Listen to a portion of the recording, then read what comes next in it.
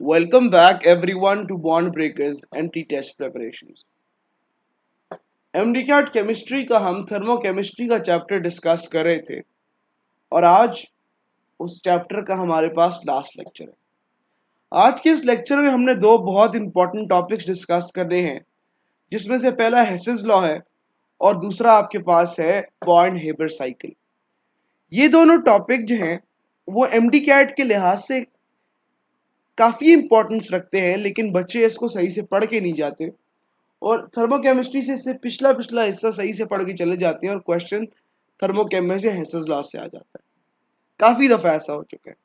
तो आज के इस लेक्चर में हम क्वेश्चंस का यूज़ करके और उसके साथ साथ बाकी मेथडोलॉजीज को यूज़ करके हेसेस लॉ को क्लियर करने की कोशिश करेंगे और MDCAT के लिहाज से उसको पढ़ने की कोशिश करेंगे।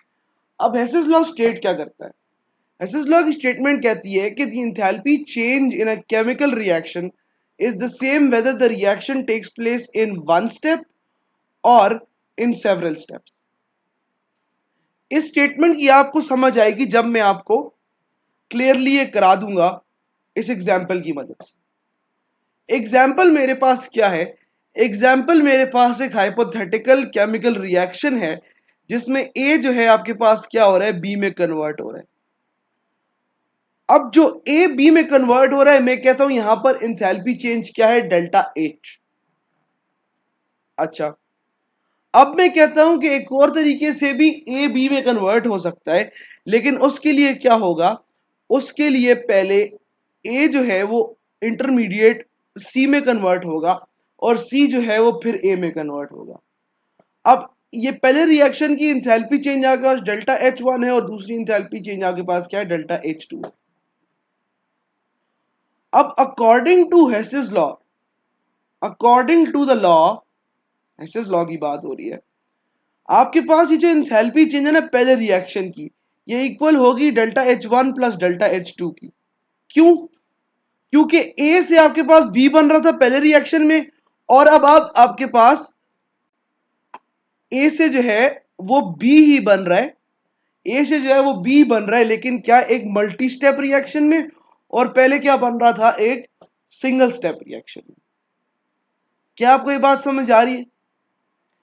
अब अगर आप इस स्टेटमेंट को रीड करेंगे तो आपको थोड़ा सा और कॉन्सेप्ट क्लियर हो जाएगा कि ये कहना चाहता है कि एंथैल्पी चेंज जो है ना केमिकल रिएक्शन पे, वो रिएक्शन किस तरह चल रहा है उस पर डिपेंड नहीं करती, लेकिन सिर्फ और सिर्फ डिपेंड करती है कि आपके पास प्रोडक्ट क्या बन रहा है। अब आपने मुझसे सवाल ये पूछना है या अपने टीचर से सवाल ये पूछना है जो आपको ये पढ़ा रहा हो कि ऐसा क्यों है।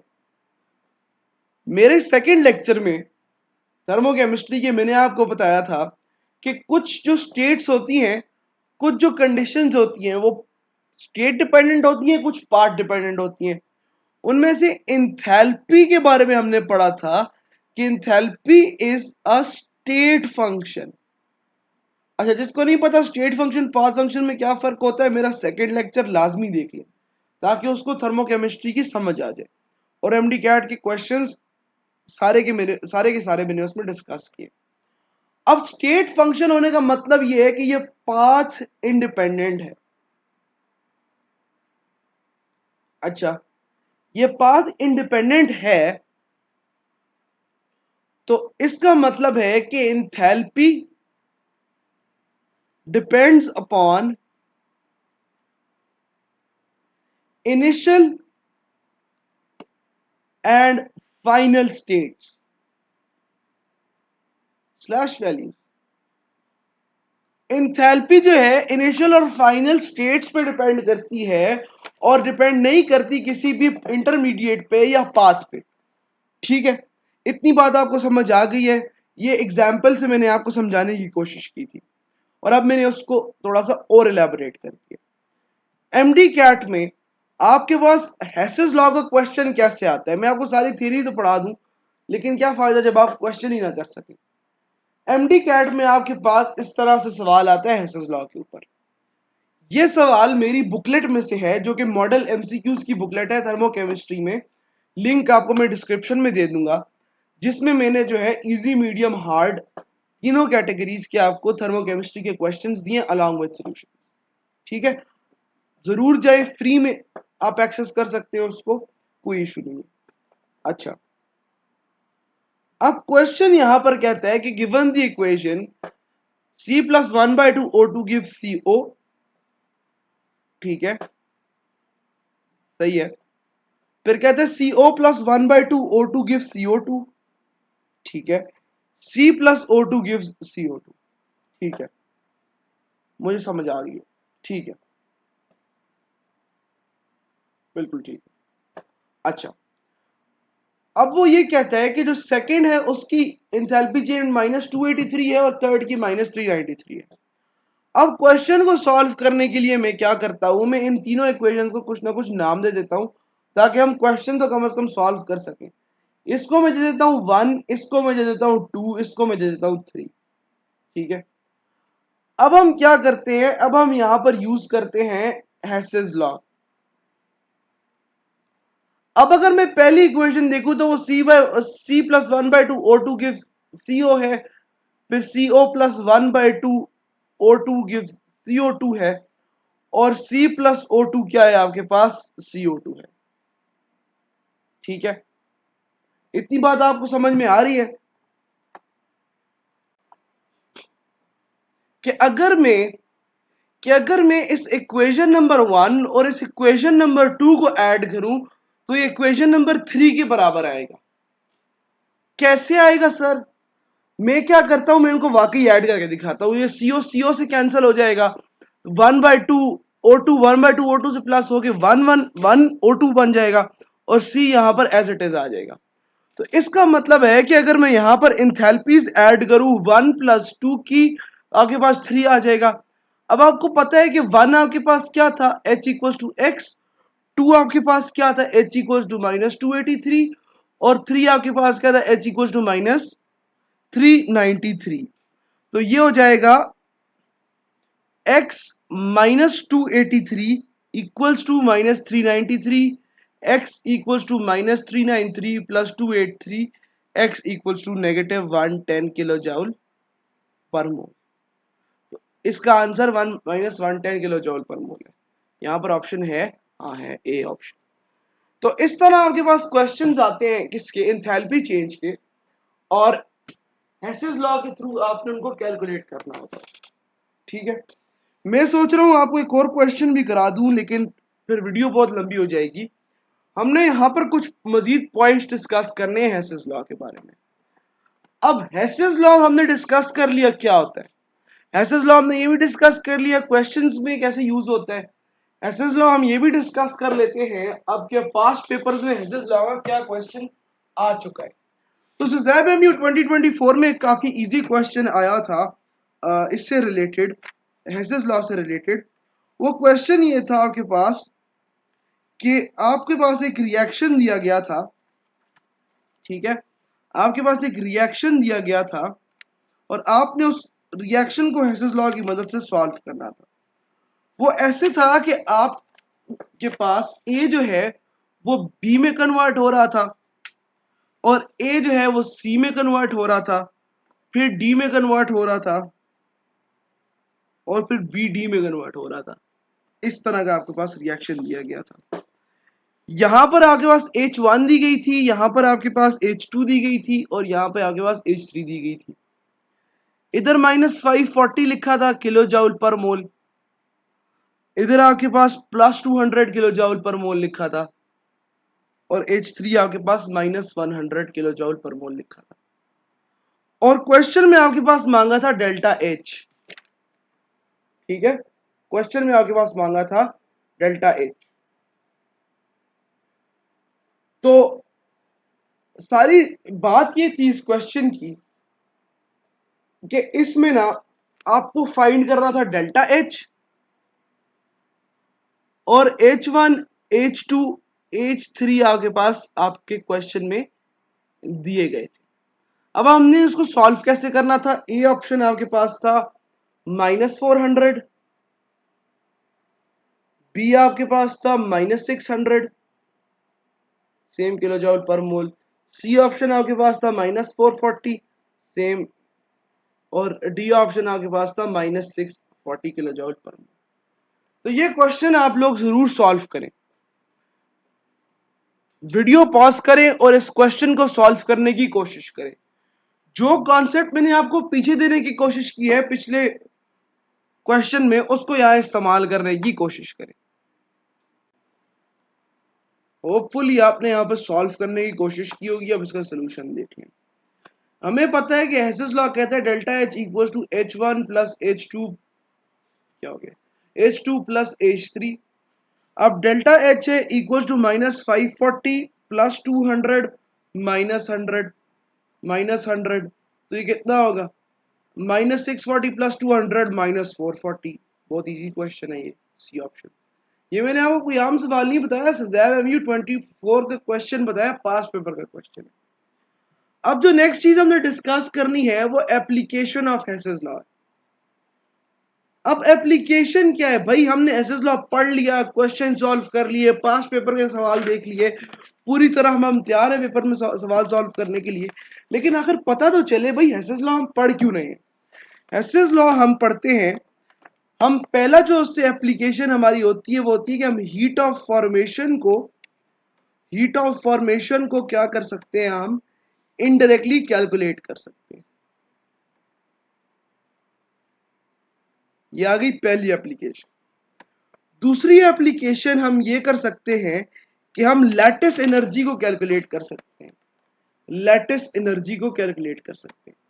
अब जिन लोगों को लैटिस एनर्जी नहीं आती वो सॉलिड्स के चैप्टर में से कंफर्म एमसीक्यू मिस कर रहे हैं।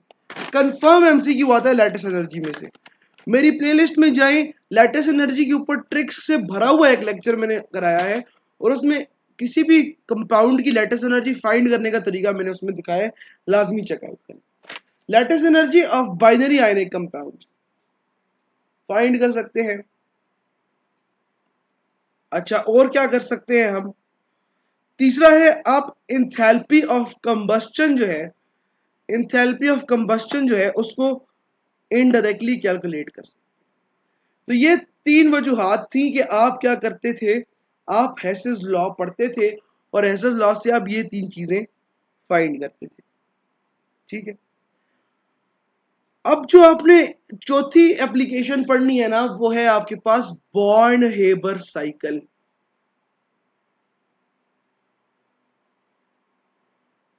बॉर्न हेबर साइकिल क्या होता है भाई, बॉर्न हेबर साइकिल आपके पास एक ऐसा साइकिल है जो कि used to calculate lattice energy of ionic binary compound. कैसे होते हैं ये आयनिक बाइनरी कंपाउंड, जो दो आयन से मिलके बने होते हैं ना, Na plus gas plus Cl negative gas gives NaCl solid. ये जो होते हैं ना आपके पास, ये होते हैं आयनिक बाइनरी आयंस, और ये होते हैं आयनिक बाइनरी कंपाउंड्स NaCl टाइप के। अब सवाल ये पैदा होता है, सवाल ये पैदा होता है आपके पास कि जब हम हीट ऑफ फॉर्मेशन पढ़ रहे थे, हीट ऑफ फॉर्मेशन पढ़ रहे थे, तो हमें यह बताया गया था कि एक मोल कंपाउंड फाइंड करने के लिए, एक मोल कंपाउंड बनाने के लिए जो आपके पास इंथैल्पी चेंज आई है, जब एलिमेंट्स अपनी स्टैंडर्ड स्टेट्स में है, तो वो हीट आपके पास होती है, हीट ऑफ फॉर्मेशन। जिसको नहीं पता अगेन लेक्चर देख के आए पहले। तो बॉर्न हेबर साइकिल की क्या जरूरत है, आपके पास हीट ऑफ फॉर्मेशन ना हमेशा स्टैंडर्ड स्टेट्स के लिए होती है। और अगर आप सिर्फ सोडियम को देखें ना, सोडियम सॉलिड फॉर्म में होता है उसमें। ठीक है, जब भी आपने गैशियस आयंस की बात करनी है तो आप बॉर्न हेबर साइकिल की बात करो। ठीक है, क्या बात करोगे, बॉर्न हेबर साइकिल की बात करोगे। अब इसमें से एमसीक्यू बॉर्न हेबर साइकिल में से तो नहीं आता, बल्कि लैटिस एनर्जी में से आता है। तो लैटिस एनर्जी का मेरा सॉलिड्स का लेक्चर देख ले जाके, वो उसको समझे एज इस लेक्चर का पार्ट, क्योंकि वो काफी ज्यादा इंपॉर्टेंट लेक्चर है, सॉलिड्स का लेक्चर है, प्लेलिस्ट में जाके लाजमी देखें। उसमें जो एक इंपॉर्टेंट चीज मुझे लगती है ना, वो होती है enthalpy of formation of NaCl और enthalpy of lattice energy of NaCl। इन दोनों में न्यूमेरिकल डिफरेंस क्या होता है? हीट ऑफ फॉर्मेशन होती है -411 किलो जाउल पर मोल, किलो जूल पर मोल, और ये लैटिस एनर्जी होती है आपके पास -787 किलो जूल पर मोल। ठीक है, ये चीज आपने देखनी है लाजमी। ये मैंने कराई है आपको आपके कौन से लेक्चर में? लैटिस एनर्जी के लेक्चर में, सॉलिड्स में। ठीक है, एक चीज और मैं आपको बता देता हूं कि जो आपके पास हीट ऑफ फॉर्मेशन होती है ना, वो लैटिस एनर्जी की इंथैल्पी प्लस एच एक्स होती है, डेल्टा एच एक्स होती है। एच एक्स में आपके पास आ जाती है heat of sublimation, heat of atomisation, उसके अलावा आयनाइजेशन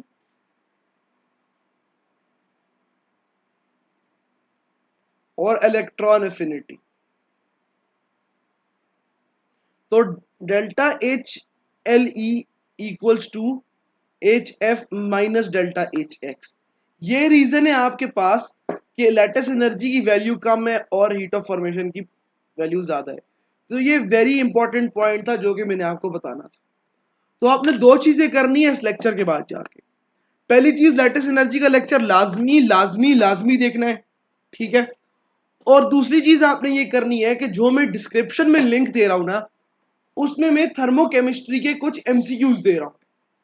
वो एमसीक्यूज आपने लाजमी जाके देखने, उनको देखना है कि वो जो क्वेश्चन मैंने दिया है क्या आप उसको सॉल्व कर सकते हैं।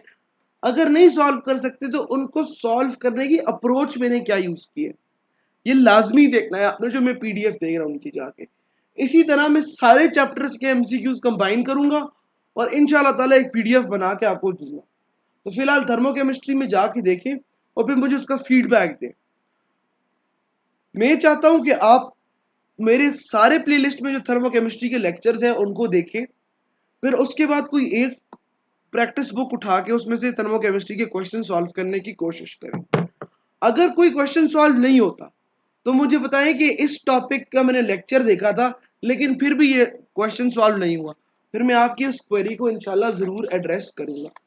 तो नेक्स्ट लेक्चर के लिए, इलेक्ट्रोकेमिस्ट्री तक के लिए, मैं आपसे इजाजत चाहता हूं, जो कि बहुत जल्दी अपलोड होने वाली है। तब तक के लिए हम फिजिक्स के टॉपिक्स को भी डिस्कस कर रहे होंगे, साथ साथ नोट्स भी अपलोड कर रहे होंगे। अपने इस चैनल को सब्सक्राइब जरूर करें और अपने दोस्तों के साथ शेयर जरूर करें अगर आपको वीडियोस पसंद आती हैं। तब तक के लिए अल्लाह हाफिज। क्वेश्चन सॉल्व करते रहिए।